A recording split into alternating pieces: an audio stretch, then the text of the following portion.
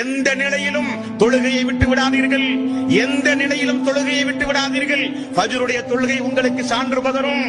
அஸருடைய தொழுகை எவன் தவற விட்டு விட்டானோ அவன் உலகத்தில் இருக்கிற அனைத்தையும் இழந்தவனை போல் ஆவான் என்று ரசூலுல்லாஹி ஸல்லல்லாஹு அலைஹி வஸல்லம் அவர்கள் சொன்னார்களே.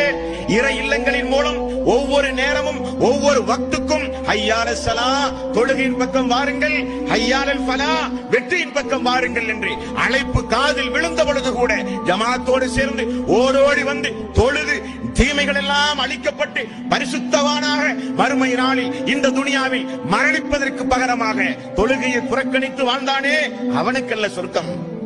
ஓடோடி வந்து முதல் சஃபில் இமாமுடைய வலது பக்கத்தில் இருக்கிற மக்களுக்கு வானவர்களுடைய பிரார்த்தனை என்று ரசூலுல்லாஹி ஸல்லல்லாஹு அலைஹி வஸல்லம் அவர்கள் சொன்னார்களே, அந்த ஜமாத்தை பின்பற்றி தன்னுடைய வறுமை காலத்திலும் செல்வமான நிலையிலும் சோதனையான கட்டத்திலும் எவ்வளவு பெரிய மன உளைச்சலுக்கு ஆனாலும் ஓடி வந்து சுஜூதில் கிடந்து தன்னுடைய மனக்குமரலை அல்லாஹ்விடத்திலே ஒப்படைத்து அழுது தொழுது சுஜூதோடு தொடர்பு வைத்தானே அவனுக்குரியது அந்த சொர்க்கம்.